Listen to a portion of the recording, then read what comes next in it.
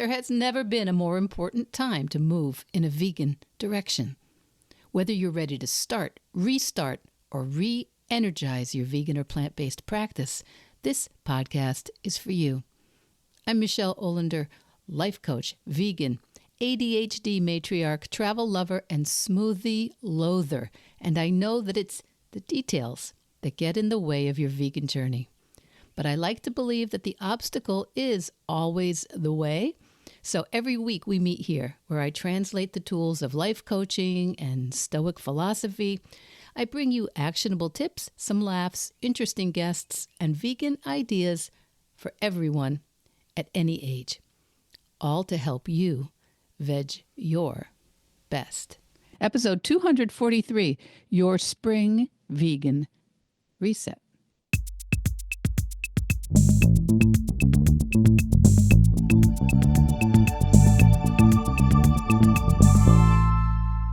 Hi, my veg your besties. I'm back. I'm back in Western Mass. I'm back in my dungeon, my basement, which I always like recording here better than anywhere else I am. And I end up being on the road quite a bit, recording the podcasts that go out to you every week. And I'm home, the place I consider home, the place that legally I pay all my taxes from, Western Mass. And you know, I was looking for this quote. Someone once said something about the real value of travel. It's not that we see things abroad. It's not that we see things different places, but how it changes us when we return home, how it helps us to see our own homes, our own communities, our own country with fresh eyes when we return. And we returned from France on Saturday, about eight days in France, mostly in Paris. And on Easter Sunday morning, we were up early, still jet lagged, and we headed out to visit some of the grandchildren. And that was great. So that was yesterday. And this morning, my husband and I found ourselves up very early again, especially for my husband, very early again, looking around the house and feeling that spring cleaning restlessness because we just haven't been here. And spring has been here for a while. I think it's like the last day or so of April when this episode drops. But we haven't been here. My husband and I have been kind of all over the place since all year, actually. But since early March, I had some medical treatment, which we'll talk about at some point on my thyroid.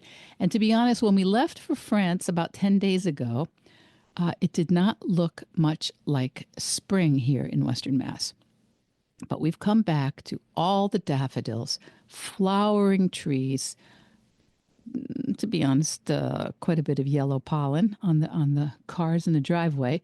But we have these fresh eyes also of having been in Europe, having been in France, and having been staying in comparatively sparse, empty hotel rooms, empty closets, empty cupboards, empty counters.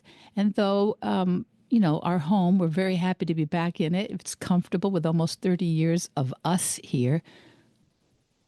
I think, like probably most of you, we could do with a little less in the drawers and in our closets and on the counters. And this time of year is always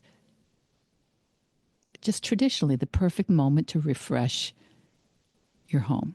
For us here to refresh our home, but also the habits and the systems within our home, not just the stuff. And that can go for anything that you're trying to encourage in your life or to start in your life. And it's just as true if you're trying to be more active or more organized or more fit or more creative or to welcome new family members in, or if, like many of us here, you're trying to welcome a simpler approach to your vegan or your plant-based practice. Because how we create and maintain our daily vegan practice, and yes, it's a practice of choices we make 2, 3, 4, 5 times a day. It takes place within the space of our homes, within the space of our lives, or our offices, or our car in some cases, and certainly in our kitchens and in our closets and our medicine chests and in the cupboard that has all the cleaning supplies. These are all areas where our vegan practice, our plant-based practice takes place. So today's episode is about me and and a kind of late spring cleaning. You may be way ahead of me, but it's a spring cleaning in both our physical and in our mental spaces. And maybe it can also support your commitment to fine tuning something in your environment, to be a little more intentional, to be a little more in alignment with your values, with your goals, and to be more supportive of what you're trying to accomplish every day. So, part one, why your spring cleaning even matters on your vegan journey. Because spring cleaning can be very, very practical. It can just be the clearing of dust, organizing shelves, decluttering drawers. But when you're trying to live a more plant-based or a more vegan life, there is another intentional, maybe deeper layer, but certainly another layer. It's not just about what we see there, but what we keep and what is reinforced by what we keep that may sometimes undermine some of the choices we're trying to maintain or some of the choices we're trying to try on in the first place. And we've talked about this many times in other episodes. I think I have one called Curating Your Feed, and that's the idea that you re-examine what you are filling your life with. And that can be physical. It can be the food you are filling your life with. It can be the people you're filling your life with. It can be the activities you're filling your life with. And it can also be the information and the social media that you're filling your life with. And we've talked about it in the past that in my earlier parts of my vegan journey, I began to notice how some of the podcasts that I consumed, that I had been consuming, a lot of them had developed over on National Public Radio, I was reinforcing some of my older habits and choices. And I had listened for many years to a really great podcast, which I think was a public radio show, The Splendid Table. And also the one I really remember that I really enjoyed by Linda Palacio, who's a culinary historian that I really admired, called A Taste of the Past. And that show both of them actually centered a lot on food traditions and food ideas and food history and food, the technology of foods, but were mostly meat and dairy based. And though I wasn't cooking those recipes anymore and I wasn't eating those recipes anymore, I noticed that the repetition of those podcasts, the narratives within them, were reinforcing an older way of looking at food. It wasn't enhancing where I was now as a newer vegan, as a newer plant-based eater and cook. And I felt that those narratives made my old way of eating normalized, and it made being vegan feel more odd and strange, and unnecessarily so. So one of my earliest spring cleaning efforts on this path had been to reevaluate my digital space, and I unsubscribed from podcasts and newsletters that no longer aligned with my goals. I began looking for vegan athletes and chefs and nutritionists and thought leaders that did support the new information that I wanted to practice and take on and be more thoughtful about. And that one shift, looking at my social media feed, it changed not only what I heard every day, but it also changed how can I say this? It changed what seemed normal about my life and what I expected of myself. And it helped me to reimagine my identity, taking on different identities, declaring different identities as having kind of a tough time right now in the news and among certain thought leaders. But I do feel, as a woman who's almost 66 now, at different times of my life, I have had to create different kinds of identities to support myself as an academic, as a parent, as a community member, and yes, more recently as a public vegan. So part of creating that identity is to kind of put on the costume and create the stage setting, and that involves clearing your physical space to create a clearer lifestyle. And another layer of spring cleaning, most of us do, is that physical layer of looking at the fridge and the pantry and the drawers and the cookbooks and the cupboards. And for me, organizing isn't my superpower, but the hardest part was the mindset that process triggered. I had to face that powerful critical voice that was saying, honestly, it's wasteful. You bought it. So what difference does it make? You should be eating it because you bought it. You may know that I come from a long Yankee line. Even the non-Yankee side of my family is very, very concerned with waste. But over time, I was able to reframe this a little bit. I started to notice that keeping items that I no longer use or don't want to use wasn't really saving me money. It was costing me clarity. It was costing me focus.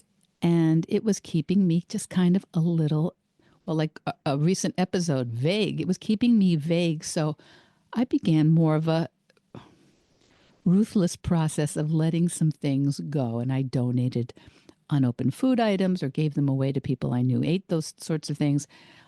I donated things that no longer fit our lifestyle. I gave away cookbooks, huge numbers of cookbooks that were focused mostly on animal-based recipes. I started removing roasting pans that really were only for meat products. And I had an old fish poacher, and I had these lobster crackers. I think you all can visualize what they look like, but they are the crackers, the items to crack the shell of those poor lobsters. They were in my kitchen drawers, and they weren't just tools. They weren't just items. They were actually reminders of a version of myself that I had decided to leave behind. And letting go of those objects made some space that I didn't need to fill right away, but it allowed some space that was there waiting for something new. And that gave me a lot more confidence, maybe, but clarity, a sense of ownership over how I was going to build my plant-based life. Now, I know some of us, not everyone in my family for sure is vegan, but my home is actually my home. And so I can keep it pretty much the way I want to. Some of you may have to share those drawers with people who are not okay with getting rid of some of those things. But there are probably spots where you can show that leadership and you can decide. And when I remind you, I'm reminding me. Small changes really can make big impact. And we sometimes poo-poo those small changes as if they're not enough or there's still so much that needs to be done. But you do not need to overhaul your entire home to feel that shift. You do not need to overhaul your entire diet to feel a shift. You do not need to overhaul all your purchases to feel a shift. That shift can happen with even small changes. And I highly recommend that if you are someone who is at all dissatisfied by where you are in any part of your goals, audit the media that you are surrounding yourself with. Whether they're podcasts, whether it's YouTube channels, newsletters, are they supporting your growth? Is what you're watching and listening to and reading and scrolling through part of your continuing education, or is it keeping you kind of numbed out in old thought patterns? Give that a little thought, no matter what your goal is, whether you are, but maybe you're fully vegan, but there's other parts of your life that are needing to be fine-tuned. Think about how your media is supporting or not supporting the new growth and the new direction you want more of in your life. Clean out a drawer or a shelf. What is more classic? I was watching television in France, trying to encourage my French on this past trip, and I heard what I call a junk drawer, referred to in French as un tiroir fourre-tout. Un tiroir fourre-tout, if I'm saying it correctly. So now that I've said that on my podcast, that entire French trip last week can be written off. I think the cost of the whole trip can be written off. But anyway, we all have a junk drawer, whether it's symbolic, whether it's in the bathroom, whether it's in the kitchen or in your office. We are holding on to stuff. It's not being used, that someone else could use, or that is actually unusable in its current situation. I threw out a lot of paper recently that had gotten, even back in a cupboard, had just gotten yellow and hard. And does that mean I'm just incredibly old, that my paper is that old that it's crumbling in the back of my drawers? A lot of that I put into my compost, and then I was like, oh, that might be too much. It's probably bleach and chemicals in that paper. All the same, we can do something better than have it taking up the oxygen and the space in our homes. And I also want to clear out items that reflect a you that never happened. I remember not too long ago, I got rid of a lot of beautiful books on needlepoint. I spent very little time needlepointing in my life, but a fair amount of time thinking about being a good needlepoint practitioner. And at one point I realized there were all these beautiful books on needlepoint in my office library. And they just represented a me that had never happened, a me from some other parallel universe. And those books were beautiful and someone else could enjoy them. So we all have some part like that, right? Clear out the items that reflect habits or ideas or goals that you've moved past. And we can also say goodbye to unused specialty tools like those lobster picks and shell crackers, lobster shell crackers that I was talking about a second ago. They actually, I know they were my mom's. I think they had actually come from my grandparents' house. They were very, very vintage looking. And you probably have items you no longer want to use. And that's worth honoring. And in the space that you empty, I like empty space, but you could also add a little something that is more resonant, something more beautiful. Maybe a fresh dish towel, a bowl of lemons, some plants that remind you of what you do want to be privileging in your life. Those visual cues can encourage you. They can be part of keeping you going and making this process seem less like what you're not doing and what you're giving up, and more like what you are doing and what you are getting a chance to do. Also, one of the things I suggest to everybody, you've seen me talk about it on Instagram. I've babbled on about it for years, but I'm not sure I've talked about it recently. I don't cook a lot. I don't do a lot of vegan recipes, but I have a go-to meal formula, which is as simple as a bean, a green, and a grain. And from there, I fill the plate with fresh or cooked produce, fermented foods I try to have on hand, nuts, seeds, whatever's seasonal and available. And you really don't need much of a recipe with that mindset, because a bean, a green, and a grain gives you a satisfying, protein-forward, vegan, plant-based plate. And then you get to use what's local, what's seasonal, what's delicious, what's in your freezer, what's in your pantry. Now, I know that many of us who are drawn to this lifestyle really resonate deeply with environmental concerns. I do. I think sometimes I had different competing ideas of what brought me to a vegan lifestyle, but what really keeps me here is the environmental concern. We believe in reducing waste. We believe in reusing anything we can. We believe in recycling. I compost. But sometimes that desire to avoid adding to the landfill ends up with us kind of turning our own homes, our own rooms, our own minds into landfills, holding on to items and ideas that no longer reflect who we are simply because we feel guilty about letting them go. Sometimes it's the sunk cost. Sometimes it's that it seems too late. Sometimes it's that we are, what if we need it later? What if we go back to eating animals? What if we change our minds? Or worse, what if we can't keep it up? It's worth examining some of those thoughts when we have anxiety about letting things go.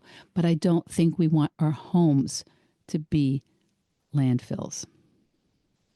So I know some of you like it when I give you a challenge or a homework. And I would say just 15 minutes this week. Maybe just choose one area, maybe your junk drawer. Un tiroir fourre-tout. Okay. Now I'm completely writing off that trip to France now. I've used the French term that I learned in France twice in this one podcast. So take 15 minutes with that junk drawer or that fridge or your media feed. Clear out one thing that no longer serves that version of you who's moving forward with a vegan practice. It could be a cookbook. It could be a roasting pan. It could be a butter dish. Maybe not a beautiful butter dish that you might be able to reuse in a different way. But you've got a plastic butter dish that you don't use in your refrigerator. Maybe that can go. Maybe somebody else could use that. Notice how it feels. Notice if it feels bad. If it feels really bad, don't do it maybe.